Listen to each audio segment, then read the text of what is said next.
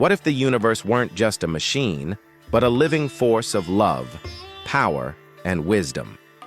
Hinduism breathes life into the cosmos through a stunning array of divine energies, especially the Devi, or goddess energy, and paths like yoga, which unite body, mind, and soul. What if the entire universe was nurtured, protected, and destroyed by a single force? That force is Devi, the divine feminine, the mother, the warrior, the cosmic womb from which all arises.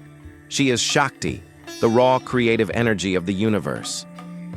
She manifests as Durga's power, Lakshmi's abundance, Saraswati's wisdom, and Kali's fearless truth. The Devi is not just a goddess, she is the cosmos itself. To worship her is to awaken the Shakti within, to realize that the divine does not just watch from above, it pulses through every heartbeat. What if courage had a divine face, and it was a woman on a lion? Durga, the warrior goddess, symbolizes strength, fearlessness, and divine protection. With 10 arms and weapons gifted by the gods, she rides into battle against Mahishasura, the demon of ego. Her victory is symbolic. It's not just about destroying evil, but conquering fear, doubt, and injustice. She is the power that awakens when righteousness must rise. Durga doesn't just fight outside, she destroys the demons within. What if wealth were more than gold? It was a divine energy of life itself. Lakshmi, the goddess of wealth, brings prosperity, beauty, and spiritual richness. She arises from the cosmic ocean, seated on a lotus, showering blessings with open palms. But Lakshmi doesn't only bless those who desire riches. She stays where there is purity, generosity, and dharma. Her presence is a reminder that true abundance flows from a clean heart and a grateful spirit. To invite Lakshmi is to invite grace into every corner of your life. What if your highest potential could be awakened through knowledge and art? Saraswati, the goddess of wisdom, music, and learning, flows like a serene river of insight. Dressed in white and holding a veena, she symbolizes clarity, creativity, and the purity of knowledge. Her presence inspires poets, scholars, and seekers to rise above ignorance. She lives in the tongue of the speaker, the brush of the artist, and the silence of the meditative mind.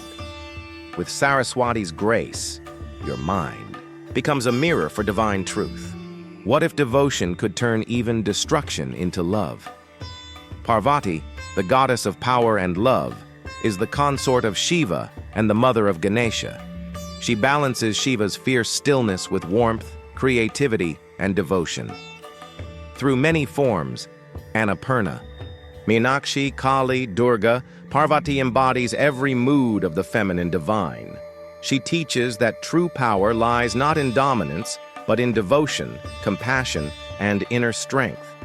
Parvati transforms the wildfire of spirit into a sacred flame of purpose.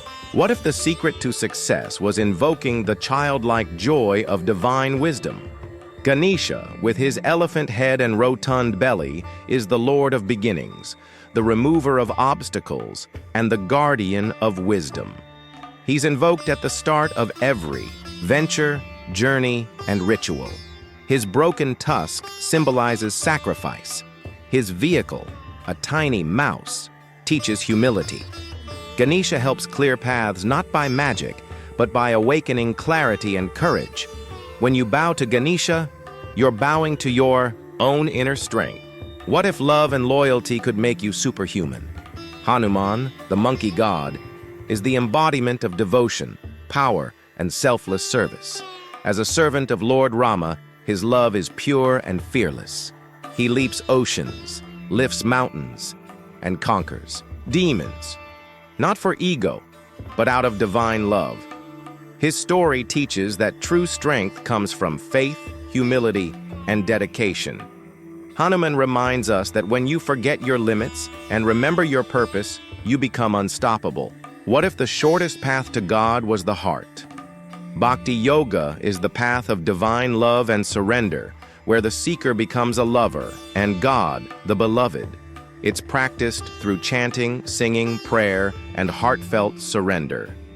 Saints, like Mirabai, Tulsidas, and Chaitanya, walked this path, dissolving ego in devotion. In bhakti, there are no complex rituals, just pure connection. When the heart cries out in love, the divine rushes in with joy. What if you could reach the divine by asking the right questions? Jnana Yoga is the path of knowledge, the bold pursuit of truth through inquiry. With tools like discrimination, viveka, and detachment, vairagya, the seeker asks, "Who am I?" and goes beyond body, mind, and identity to realize the Atman. It's not about collecting facts, but dissolving illusion. Jnana Yoga is a fire that burns away ignorance until only truth remains. What if every task, done selflessly, became an act of worship? Karma Yoga is the path of selfless action, where the work you do becomes an offering to the divine. You act, not for reward or recognition, but out of love and duty. As taught by Krishna in the Bhagavad Gita, this path purifies the ego, turning daily life into a spiritual journey. By working without attachment, you liberate yourself through your own hands. What if your inner world could be mastered like a kingdom? Raja Yoga, often called the royal path, combines all yogic disciplines into one integrated system.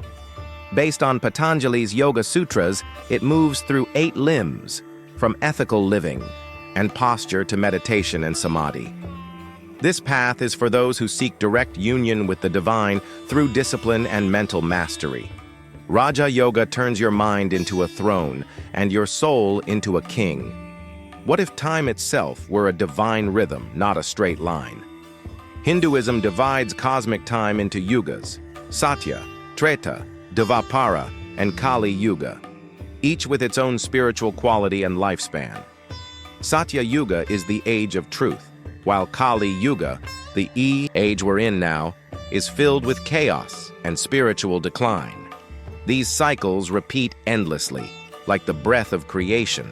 Yet even in Kali Yuga, a spark of Dharma survives. Understanding yugas reminds us that time is sacred and truth always returns. What if the strongest force in the universe was peace? Ahimsa, or non-violence, is more than not harming others. It's a way of living that reveres all life. Practiced by sages and world leaders like Mahatma Gandhi, it is rooted in the belief that all beings are divine. Ahimsa means compassion in action, speech, and thought. It's the foundation of spiritual discipline because only a peaceful heart can know God. True power never hurts, it heals. What if the world you see is not the world as it is? In Hindu thought, Maya is the illusion of separation, form, and ego.